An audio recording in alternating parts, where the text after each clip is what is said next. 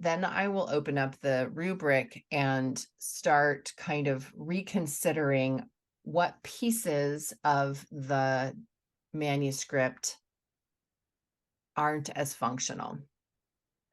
Hello, writers and crafters. I'm Valerie Isan. And I'm Eric Mertz. And this is episode 112 of the podcast, and it's May 3rd, 2023, as we record this. Our main topic today is what's wrong with my story. Oh, gosh. So we're going to be talking about diagnostics and how to figure out like where your story's broken, if in fact it is. We don't have any new patrons this week. Thank you to our existing patrons for believing in us and in the podcast, and that our work is important and that you enjoy listening to us every week. You can go to patreon.com/Valerie Isan, IHSAN, and for as low as $1 a month, you can get lots of little goodies, and the benefits increase with your tiers. So check out patreon.com/Valerie Isan, IHSAN, and also patreon.com/Strange Air Stories for your short paranormal mysteries written by Eric. Let's see, author update. What I've been doing this past week has been I'm updating my retreat page, or I updated my retreat page with some extra information. I did have, I'm going to email my retreat waiting list, or interest list, I guess. But there was a slot opened up. Somebody that had previously bought a ticket couldn't do it anymore because of a scheduling snafu with their daughter's wedding. So that took precedence, obviously. Yeah, probably. It should. So there is one spot that just opened up for the retreat. If you are interested, you can go to valerieisan.com/shopping. There's one left, so get in there before it goes away again. I did my May planning and goal setting. My goals for this month are to finish all the words that I need to contribute for the co-writing project for the writing how-to book. And then, you know what? I'm just going to publish that goal setting book that I wrote like 5 years ago or something. I never knew what to do with it because it just seemed so small, but it's on a specific topic. I'm just going to make it the freebie, the book one of the focus and finish series, and start my books for authors with a bang. Do it. That's what I'm going to do. So by the end of the month, I'm hoping to publish that. It's all done. I'm just going to go through with the nonfiction rubric and just make sure. I mean, I think it's pretty solid, but it's also way more conversational than I normally am in nonfiction, because I had one day I was practicing for a workshop that I was giving on goal setting, and so I just let Dragon dictate, listen while I was practicing, and so that's what became the book. So it's a lot more of a conversational style than that I write in, I guess. So I think I want to go through and like strip some of that out so it doesn't sound like a transcript, Right. But other than that, I think it's fine. So I'll publish that this month. Cool. Non-writing related, I started taking yoga classes. This is my second week of hot yoga again. And I helped my parents start cleaning out their garage in the sunny days before the cold came back. Right. I'm still practicing Spanish, taking classes. I'm in a conversation circle now too that meets a couple times a month. Pretty much all I can do is really listen and put in like a sentence or two in the hour, but it's good, it gets me listening, and it's just another way to take in Spanish. Plus I decided that Thursday night, so Wednesday night is my reading night. I don't turn on the TV for Wednesday, and that's usually a hot tub day too. Not that I have to have a day to be in the hot tub, but It just so happens that I tend to read in the hot tub. So if it's a reading night, then I'm in the hot tub. But I think Thursday night would be good to like just watch Spanish TV. Cool. And we actually had already watched, Ellie and I, a series. It's a couple seasons long, of a Spanish television show, and it was a drama and it was interesting. Took place on a ship in I don't know, the 40s maybe or something. I don't know. It's or the 20s. I always get those two decades mixed up in the art. Like I can't remember, but Right. it's a What look is what? Yeah, but it's a period piece like that. But anyway, it was fun, and I think that what we're gonna do is actually watch it all over from the beginning again, but in Spanish this time with Spanish subtitles instead of English subtitles. And just because we already know the story, Right. and it'll kind of force us to be like, what's going on, and we can read the subtitles if we can't hear what's happening. Right. Anyway, that's our idea. Just gonna try Interesting. to add more and more Spanish stuff to try to, become more fluent before we go to Costa Rica. So That's cool. That was like every foreign language lesson after like first and second year German. I remember in high school, I would just go into this basically like the teacher's office, and he would just give me tapes of German radio drama. And I would sit there and listen on this old tape recorder. I'd press play, and then it would play, and then I'd stop, rewind, and I would listen to it.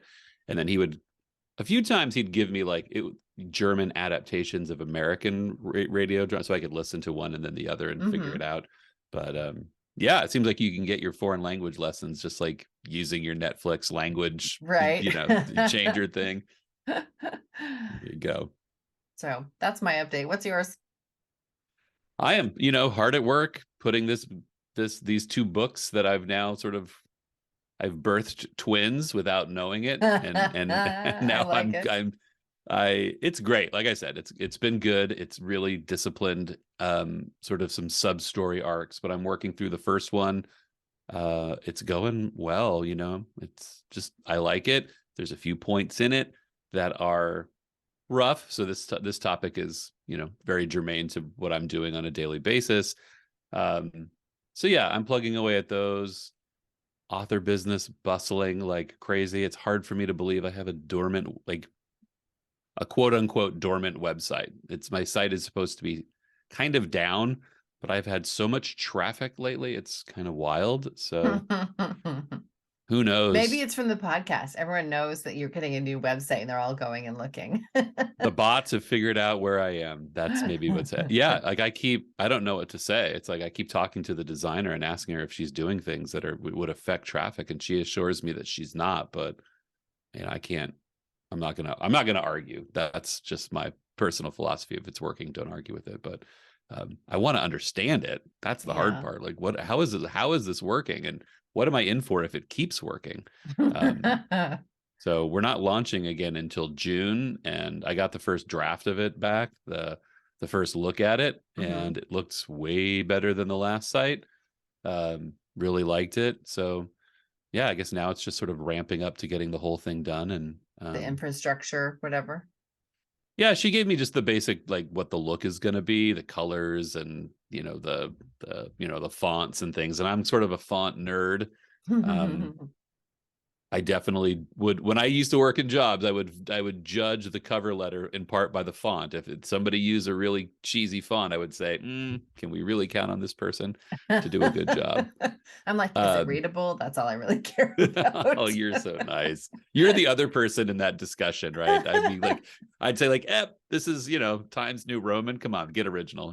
Somebody would say this person has a PhD. Standard. You have to put your book in, like your manuscripts need to be in Times New Roman, or the editor will not read them. Oh gosh. Oh, I love those. I love that on submission guidelines, like with the font snobs. And I sometimes want to say, like, at least ask for an original font. If you want to know people are reading the instructions, ask them to put it in something weird, and then you'll know they read it. Anyway, digression. Yeah, so I'm getting that the site's going to be done soon, and I'm excited for that, and can't wait to see it. That's about it. I finally installed Google Analytics. There we I go. haven't gone back to like look to see if it's actually working, you know what I mean? Because when you set it up, you can't tell. Like it needs 48 or Right. 72 hours or Yeah. whatever to start rolling. So I haven't been back to see if it actually was, if I set it up right. Yeah. And next up, I will be installing Yoast. In fact, I might even do Yay. it today, but I have a lot to get done Later. today. Later. Yeah. Today's a busy day. There's yoga to be done. And there is. Right. It is a Right. yoga day. Tuesday, Yeah. Wednesday, Thursday are my yoga days. All in a So row.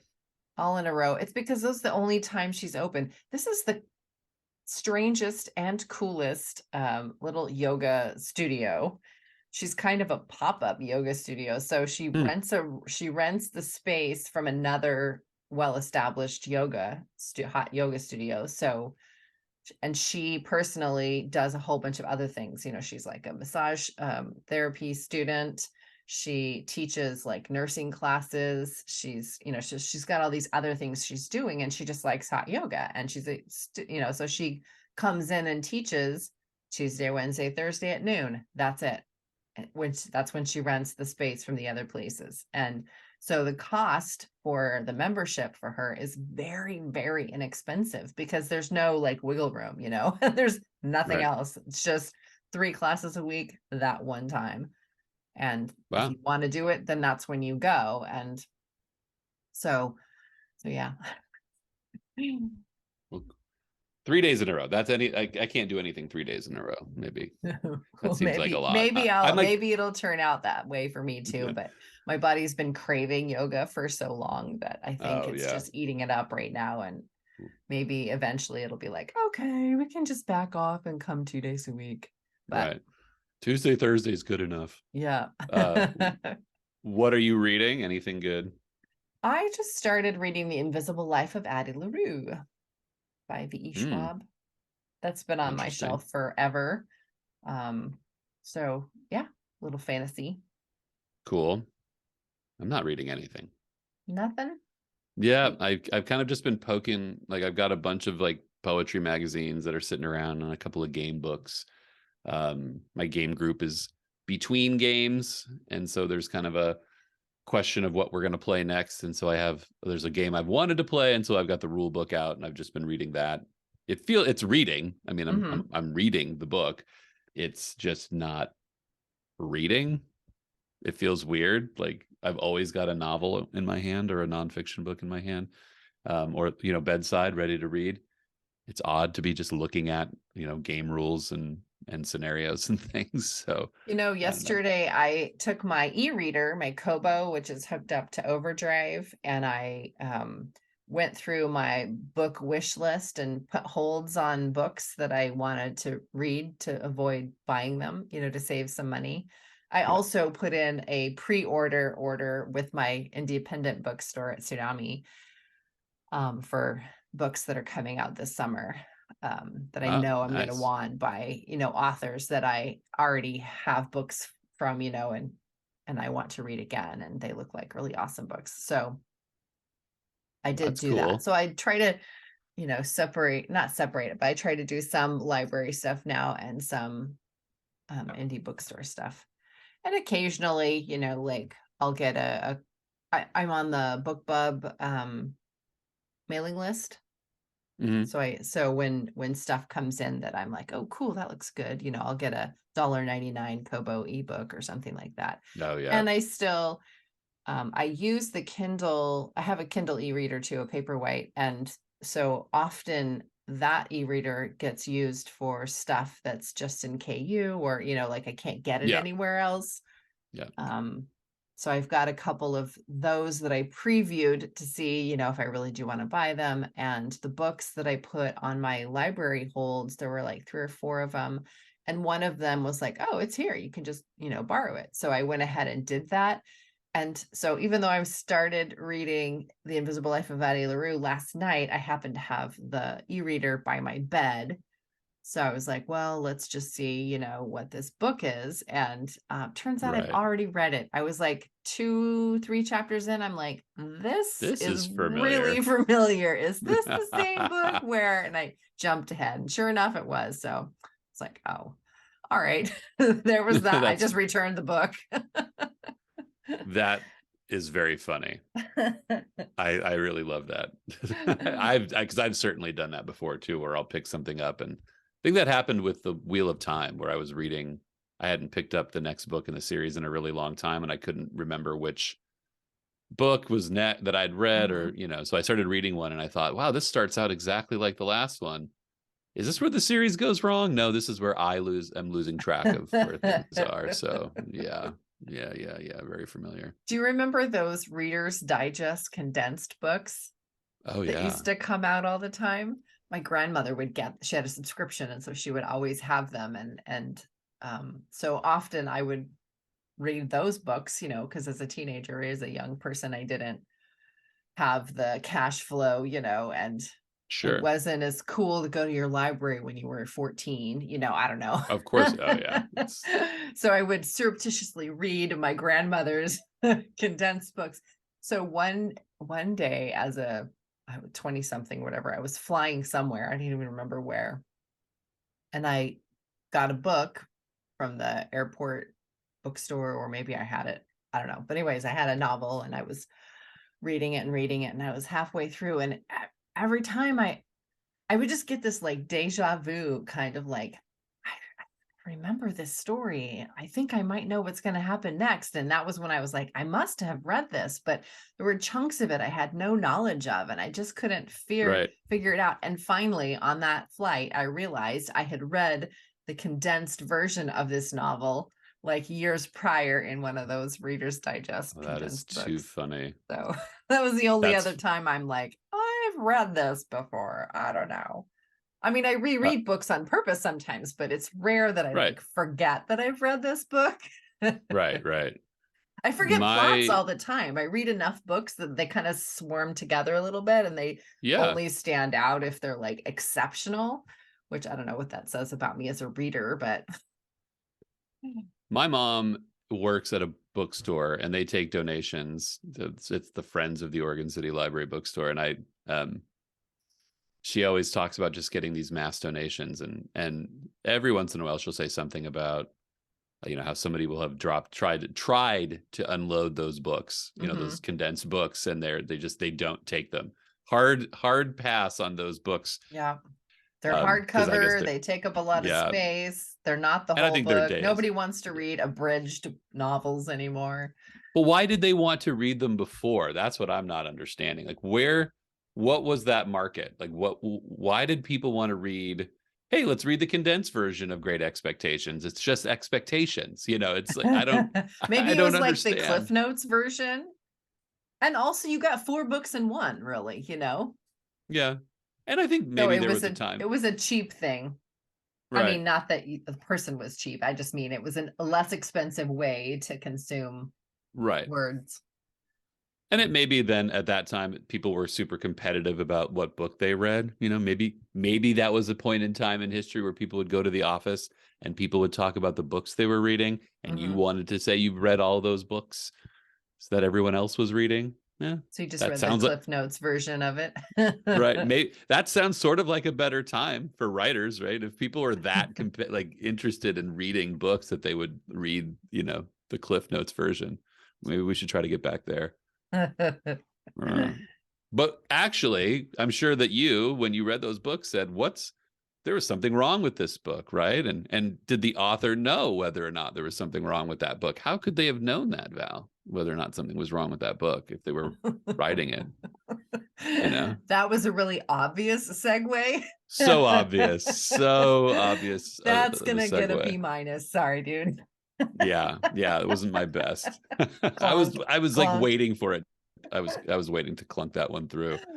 Um, But really, Okay. how would I know? How would I know? Well, I'm sitting here working on a book, and I want to know how to know if it's problem where the problems are.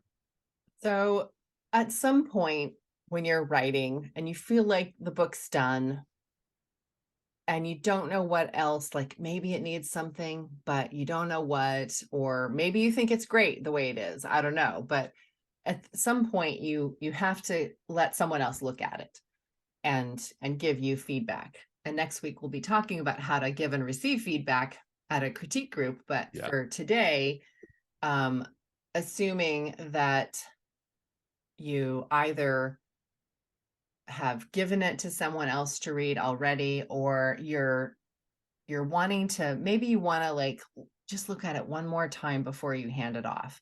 So I use the story rubric. You can get a free copy of it off of my website. And I received my mentor, Jay Thorne, who also trained me in this specific editing style that he likes to use, um, created it. He was a instructor for, I don't know, over a decade. I don't know. I can't remember how many years now, but he would create a rubric for what his kids needed to know by the end of the school year. And he would give them the rubric at the beginning of the year. And the teacher or the parents were all like, what? This is like cheating. And he was like, no, this is what I want your kids to learn so they can be on the lookout for it as we go through the year. And then at the end of the year, it's just a way of kind of grading objectively. And so I Right. like using that. He modified it for story. And so that's what I use. And it's under Creative Commons license. So anybody can use it, change it, you know, do whatever you want with it. So you can come download it from my website, or you can actually even just go to storyrubric.com and find different versions of it there too. So we've kind of gone through each section on this podcast before. It's all the elements of story. And so when I am working with a client and I'm doing a diagnostic on a manuscript, I'll use the rubric and I will go through, and after I've read the whole manuscript in full, and I'm kind of like taking notes a little bit along the way on the side, I do like a reverse outline, so I'll do chapter notes. So Right. I'll read chapter 1 and I'll make a chapter 1 note and just write what happened in that. So it helps me if I need to refer back to a certain chapter or when something happened. And some authors don't have that. Some people don't write with outlines, and so they don't have a working document that they can refer to easily like that. So I find it useful Right. to provide that. And after I've read the whole thing and kind of taken my own little notes and left comments in the margins of the manuscript itself, then I will open up the rubric and start kind of reconsidering what pieces of the manuscript aren't as functional. So I guess that's the short answer. I can go into more, but I guess that's my first answer, I guess. To know what is missing from your manuscript, you have to take all of the elements of story and hold it up the mirror, to see, does this novel have good pacing? Does this novel have an emotional arc for the character? Does this novel, and you just go through all of the list of things that are part of story. And if you don't know all of the pieces of story, then you can use the rubric. Yeah. Or And some people, oh, go ahead. I was going to say, I think that, I think all of this is rooted in two fundamental understandings. Like, one, that story is not complete when you've written the beginning, middle, and end. Like, that doesn't make it a complete story. It may make it a complete story in that the hero goes on a journey, but it doesn't make it a satisfying and complete journey. And so I feel like that's where we're talking about learning a little bit of self-criticism here, like being honest, right? To look at a story and say, okay, something in here doesn't work. So I think we have to just be aware, as like, especially for new writers, that it's not just because it's done doesn't mean it's just because it's complete doesn't mean it's done. And Right. then I think the other side of that too is just knowing what. So there is beginning, middle, and end. Hero gets the call, goes on the journey, completes the journey. That's the beginning, middle, and end. But what are the other parts of story that readers identify with: character, setting, you know, problems, dialogue. I mean, all those, just like, what are the parts of story that people are looking for? Be- and when you've put this, you've put one of my stories through this, and there were a few points on which I I don't want to say I was unaware of, like, that these were key, like this was a key element, but the way you brought it out for me was like, I only then understood how key that was. So I think even experienced people need a little bit of, could refresh themselves on what parts of story are and how they affect the main story, and how they support um, the satisfying beginning, middle, and end that is a book. Also, having vocabulary to talk about this with your Yeah. editor or with other people that are giving you feedback, like beta readers, is vital, I think. And also knowing, um, You mean knowing the language so that when people give you feedback or you receive, yes, you but know, also so that maybe vocabulary isn't the right word I'm looking for right here. So the if you go and if something's wrong with your car and you don't know what it is and you take it into the shop and they run the diagnostic on it, they plug it into their machine and it looks right, for the problem. And they say, oh, well, this is your problem. But because you're not a mechanic, you don't actually know what to do with that, even though you know the answer now. Like, oh, it's my dialogue. Well, what is that? What is that going to do? How do I fix, so right, knowing what to do with that piece of information is then the next step. right. And But that, learning how to do that. For instance, what I'm talking about is if you if the feedback you're getting from a reader is, I did not connect with the character, they weren't likable, or I just didn't, right, whatever, that could be, in my opinion, as an editor and an author, caused by two reasons. One is the inner dialogue is not strong. So you don't know what the character is feeling or thinking about at any given moment. So that prevents the reader from connecting, understanding the motivations, and right, becoming friendly with the main character, basically. So if someone says, I didn't get it, then if you fix the way to fix that is inner dialogue, right. for example. I could see that. Yep. And the other reason I think is probably making sure that the reader knows what the character wants. That's the other thing too. What is it that they're aiming for? You can have Right, a great hook and that gets them right into the book and they're like excited and they want to know what happens next. But if they don't actually know what the character is striving for, then they're waiting for the story to get started. Like, okay, so right, what's when is it going to get started? When do I know, okay, this is when I seat myself into this story right. The and emotional go. stakes and all those. Yes. Yeah. So those are the two reasons I think that a reader would not connect with a character.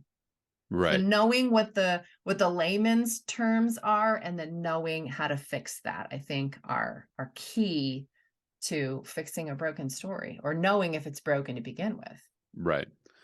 Well, and to go back to your car, analogy, which I think really works to me, because I don't know. I know the parts of a car. I Mhm. know generally what they do. I wouldn't know if my car got that diagnostic, if I identified a problem and I thought I knew, I wouldn't know whether or not that person was like, okay, I guess you're telling me it's the exhaust. What do we do? I think the a thing, and this may sound a bit, I don't know, this may sound terrible, but like, I think you also have to know what the systems are. Like, really just being aware.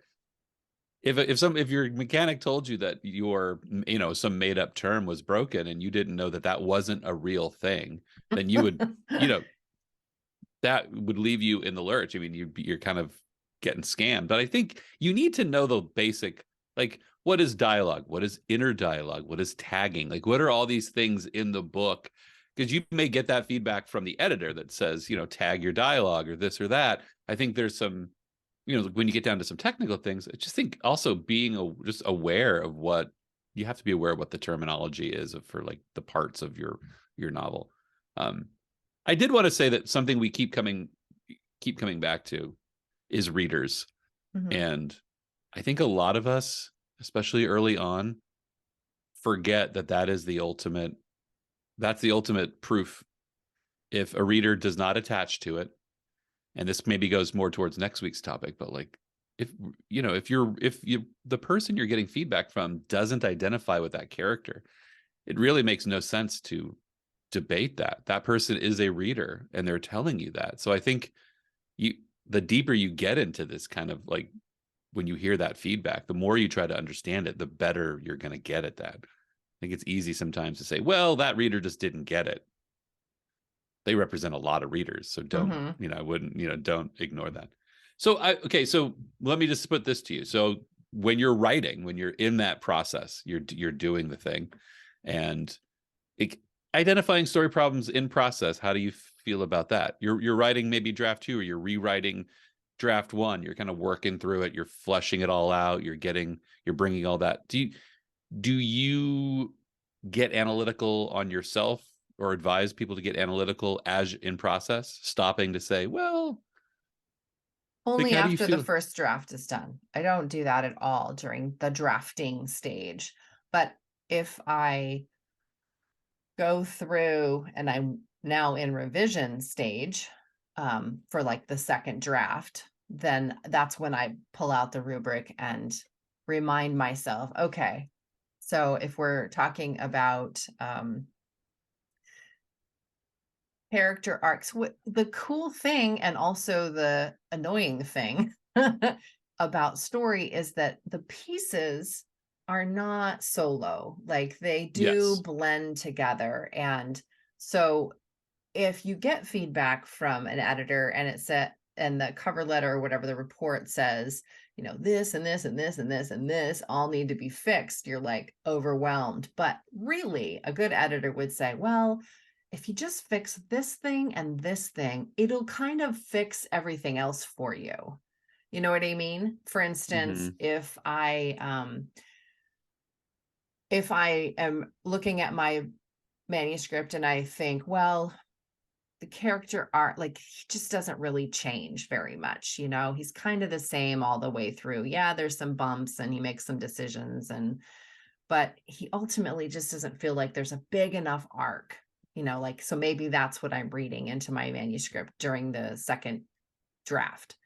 So the way to fix that would be to make sure their flaw is strong enough, and then make sure the choice at the end of the book reflects the flaw being fixed or the flaw Right. dying, Right. whatever.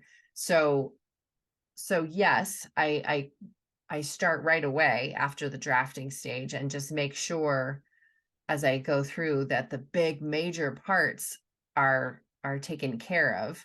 I usually worry about world building and setting a little bit later, but the major building blocks like the global conflict and the global choice, the character flaw, the motivation, those things really have to be there. And then I can add in more inner dialogue on the subsequent pass, and I can add in world building in a subsequent pass.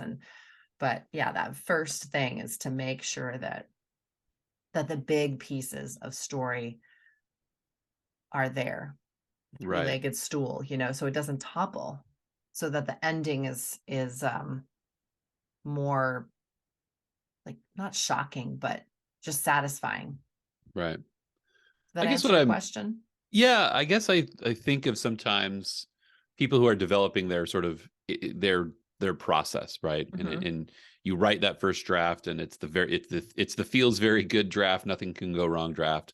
And then of course the natural next step is to analyze and rewrite. Well, that skill of analysis is what most people are struggling with. That, how do I analyze this? How do I know? What do I And I think sometimes what I see happening, like we're getting information from all sides as writers, right? You're listening to podcasts, and you might be halfway through your book, and then you listen to this great podcast about editing, and then you say, "Oh yeah, right, I got to do that." Now you're halfway through rewriting your book, and you're implementing new things. I think it's really hard to. I guess it's really hard to capture a process of self editing that you can, as a writer, can, confidently. Yes, you are going to have to go to somebody else, but the art of writing, taking draft one and rewriting it yourself is being at least self-critical enough Mhm. to see where something's wrong. I see it a lot in first drafts that I read where people like it's a world, but there's this like skinny little character going through this big, Yeah. well-developed world building thing. So clearly that person thought of all that, but not this. Mhm. So, that person has to be self-critical enough to say, okay, I can see this world and feel this world, but this character is just walking a very boring path through it. How do I amp that up? Um, because I don't want to the editors out there, it's a really difficult, it's a really difficult if you're going to have to go to an editor every single time you draft your book, you're going to spend some serious coin. So I think we have to develop those internal mechanisms that at least get us to draft, a couple of drafts in that have improved noticeably each time. Otherwise, yeah, it just becomes a very, Well, I guess the I don't know, first expensive step in time and money. Yeah. yeah, I guess the first step I would do, I mean, my process is we've talked about before is drafting straight through as much as possible and then setting it aside. And then when I go and do my first read through, that's when I try to look at it with fresh eyes and see if anything like this is dumb or like this doesn't add anything or this subplot just does not work. There's too many questions at the end of the book. Just seeing it kind of with fresh eyes a little bit and reading it all in one go as much as possible, as much as is possible.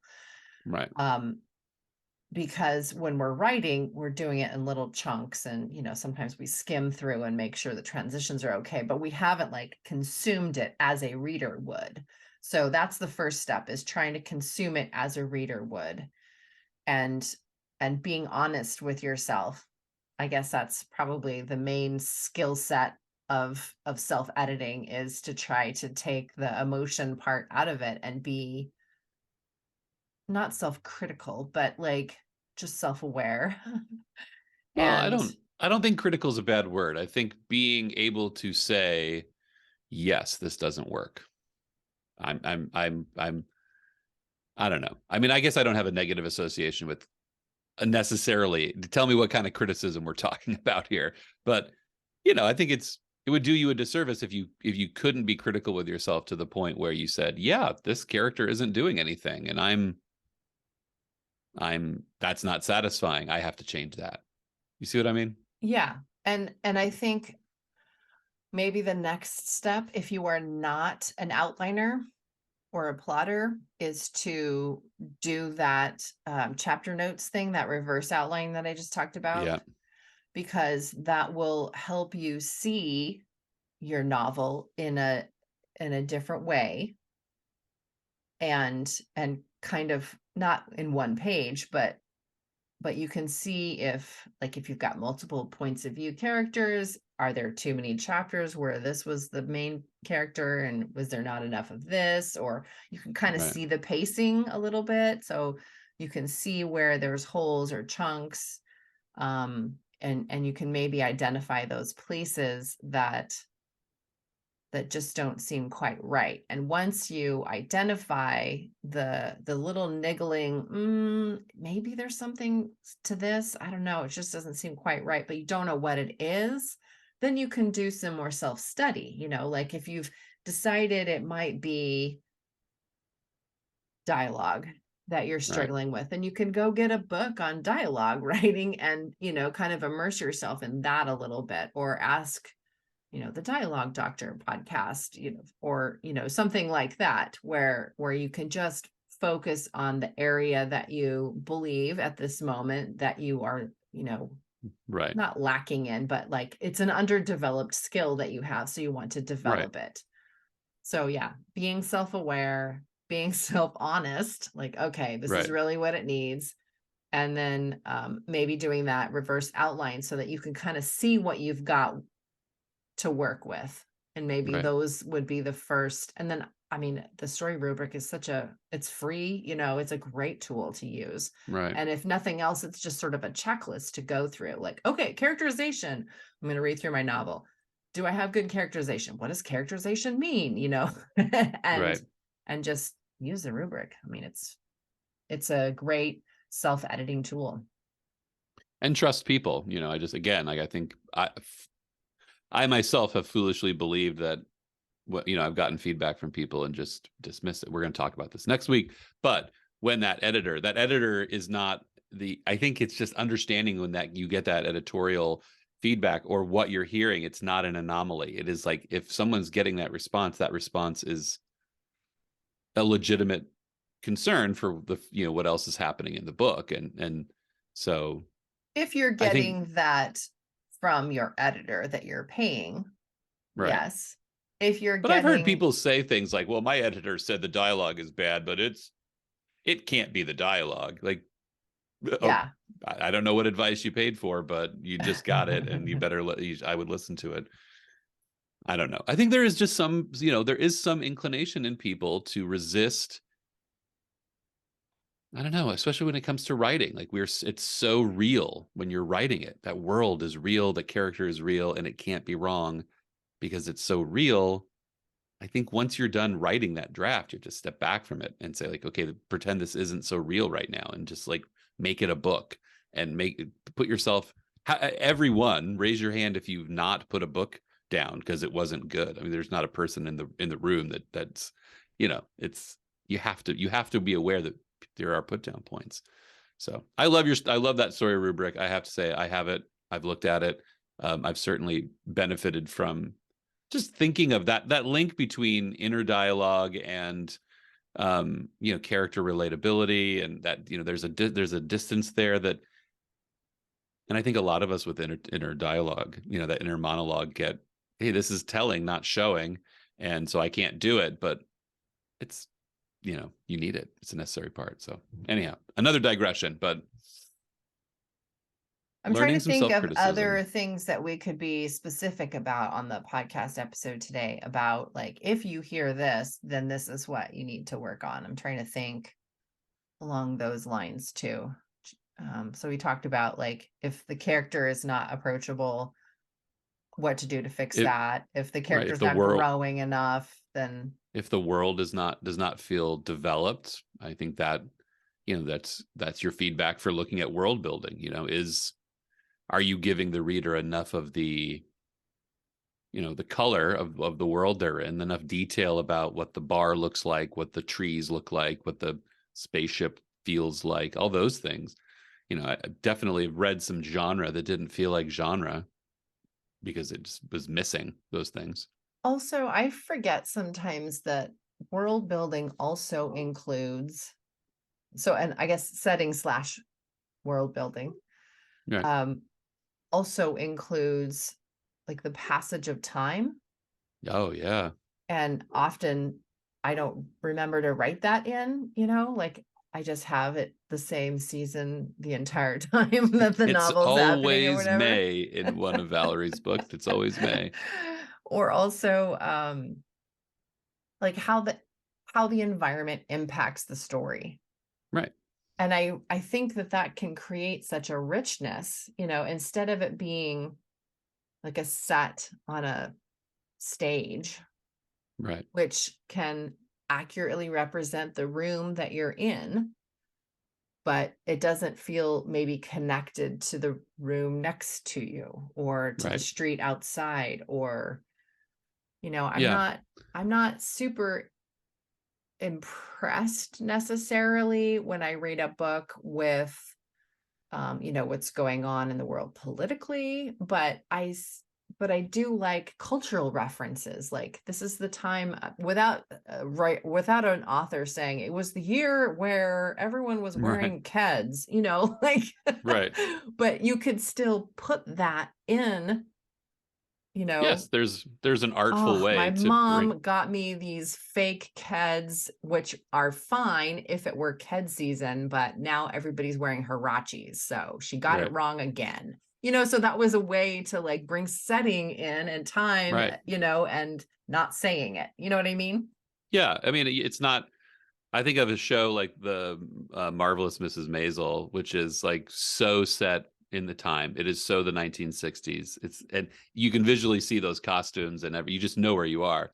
But if you just put that down to you had to describe that, and I guess like in the fiction, it's a little harder because you've got this balance, right? And I always think of like, yeah, like what are they wearing?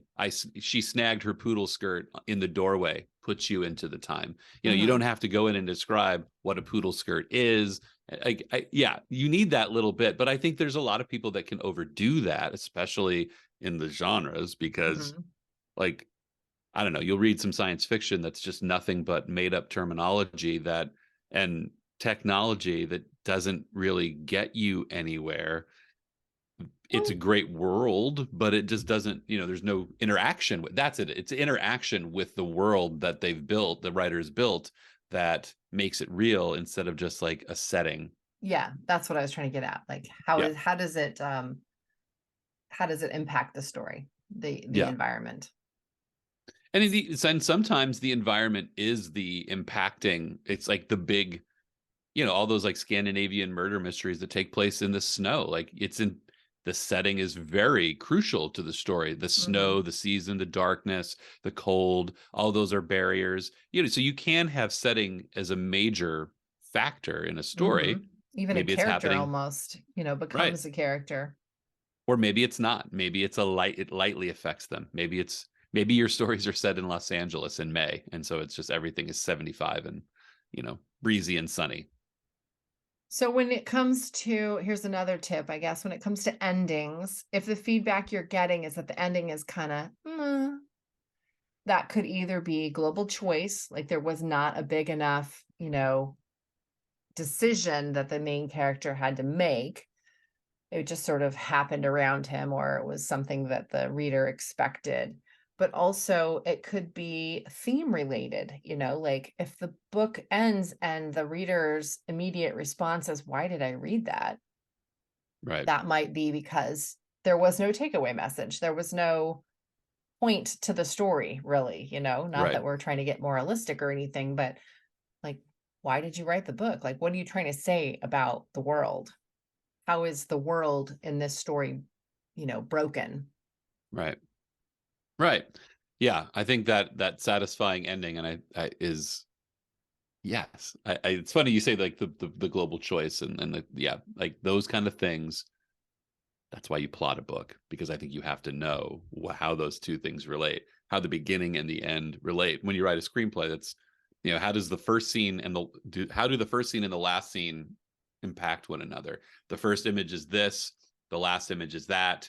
They should be sort of bookends that visually depict the transformation of the world. And I think the inclination for a lot of writers to make this like splashy, huge ending, this, as big as you can is the wrong. It's not necessarily the size of the impact, that in the end that makes it satisfying. It's like how impactful that whatever that ending is. Like I think that there's like this inclination to make everything as huge and dramatic as possible, and that's just not Yeah, where it subtlety is always sometimes needs to better. go. Yeah. Sometimes the character simply changes their mind, and that was the big challenge. You mentioned earlier showing versus telling, and I think what automatically fixes that Uh-oh. is that inner Write it down, dialogue, people. Yeah. Yeah, yeah. because, well, I mean, concrete sensory details is what fixes that. Actually. Right. So getting into the senses, and um the telling is always like he said, with disdain, or like there's not, what does disdain look like put it on the face, like what do you Right. see? A scowl, narrow eyes, those kind of things. Yeah. Hmm. Or the Think change in voice pitch, or Right. or other body language. So writing and body language. I mean, when you think about, I always think about the camera, like when you're watching a movie, you don't know what any character is thinking unless there's like a voiceover or something. You have Right. no idea what any character is thinking. So you They have to have to show you. guess based on body language and facial expression and pregnant pauses and subtext, like, so Yeah. that's what you have to write in the book too. You can't just say because it's easier.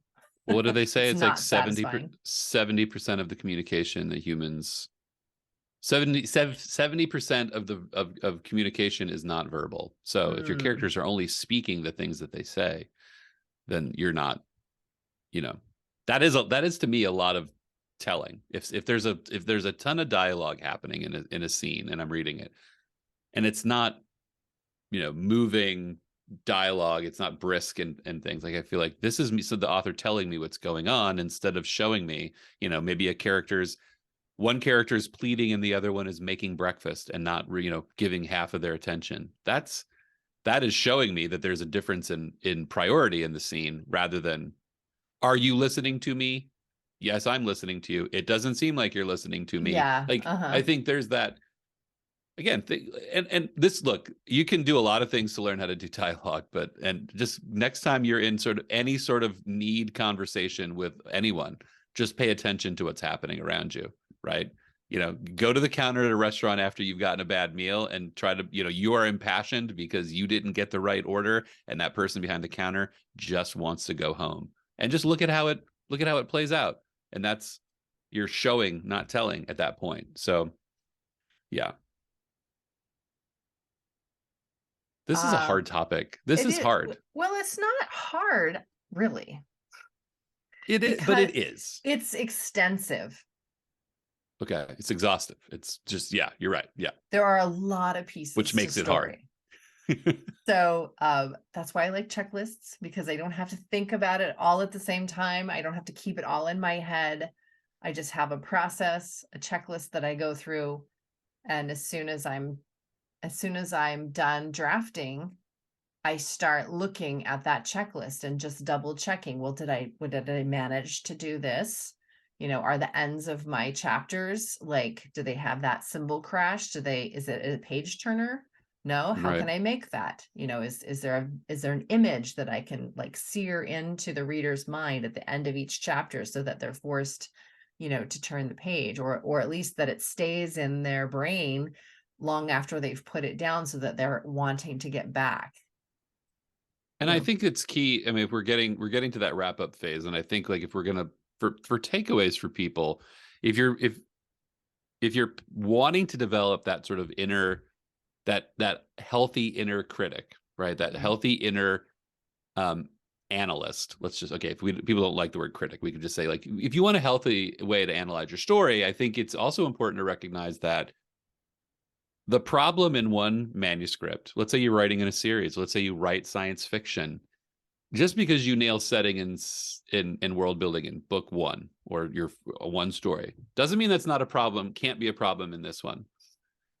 Everything that we're talking about is relative to the current work in progress. Yes, It's There's no absolutely. blanket, I always do dialogue right, so I don't have to worry about dialogue. I don't have to analyze dialogue at this point. Hmm. Um, writers group Gary will point out things in one scene that are fine, and then the next scene they don't work, and that's the essence of it. Like, it's not paint. It's not evenly applied. You have to just, it's a lot more tricky. So you have to be vigilant. But also, back to being aware, yes, every story is different, but knowing what you tend to trip up on. Yeah. Oh, right. Like, Yeah. Yeah. I tend to, on first drafts, leave out setting. We've talked about that, but Yeah. also my characters tend to be very similar. Like Right. the voice is a little similar. Like they're not cardboard cutouts, but their roles are. Right. And how they move through the story and interact with the main character is kind of bland. So I Yeah. know that on subsequent, drafts, I need to like look at that and see and be honest with myself. Is this a story where this is happening? Yeah. and then My being willing scenes, to go in and change it. my scenes in first draft tend to just run and then end. There's not I tend to, in rewriting, have to like create the arc in each scene, you know, Mm. and also with transitions from one scene to the next. That tends to come in draft two, especially the end of a scene. Writers group Gary likes to point out that sometimes my scenes are just like the dialogue plays out and then the scene ends, and there's no like the scene completes or it comes to a climax. And then I think also, yeah, and I learned this from you. I learned this from the story Rubric, is that the amount of inner dialogue and the inner thought and feeling it balances out many of the other elements in the story. It gives you permission for, you know, I think the more you do that, the more you're able to just sort of maybe take risks in other parts of the manuscript if you have that good, you know, that clear inner thought. And I just don't do that in the first draft. I go back, a lot of what I'm adding is just, you know, impression and feeling and reflection and those things. So yeah. I think that's a great thing to add for your second round, actually. You've got the bones down, Yeah. and now you can go in and I like what you like, the impression. I like that word. What's the Yeah. impression that this scene has on the character, and how do I write that in? And I think that's hard for me in draft one, because actually, like, I think it's important to have the character has to be wrong some of the time. They Mm. really do. Like, Hmm. they have to get the wrong impression at some point. That's that sort of like those little mini conflicts within the thing. If you're writing any sort of procedural anything, the cop has to be wrong once in a while. They can't just be right every time. So giving those missteps and following up false leads and those sorts of things create vulnerability and make them human. It's hard to do in the first draft because you actually are still trying to figure out what happens. So when you're figuring out what happens, only then can you have a character be wrong about Yeah, what happened.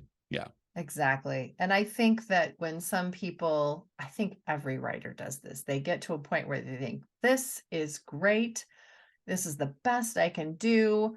And it's just the editor's gonna come back saying, wow, this Oh was yeah. fantastic. Every writer thinks this on almost every book. And Every submission then, to writers group is the same. Like, this is aces. Nobody's going to have anything to say about this. right. Nobody's got anything to say And about then this. you get the big letter, and it's like, what? But at the same time, underneath the shock is, I knew it, No. like, of course. They're right. I do. Yeah. And you just know. And that's, I think, why when you get really good feedback, you know it in your core.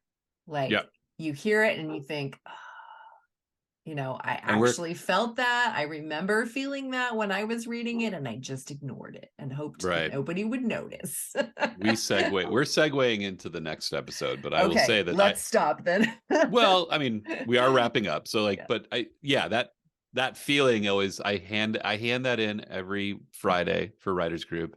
Wednesday comes around and three people have three different impressions of what they just read, and they all have something different to praise, and they all have different, and yeah, it hits you in your core, you know. It hits me in the gut, like, oh right, that worked, but that didn't, and but we'll talk about this next time. Yes, absolutely. Well, thanks for talking with me. If you have any Oh, questions about rubrics or story analysts or anything like that, feel free to email me directly, Valerie@valerieissan.com, and Eric at, what's your email address, Eric? it's erickmertz@gmail.com, ERICKMERTZ@gmail.com. All right. So we both love talking story and helping All the time. authors. So yeah, feel free to email us directly, or send in questions for the podcast, and we'll answer them on the air. Absolutely. Please All right. do. Yeah, it makes it more fun. Absolutely. Take care, everyone. Alrighty, bye-bye.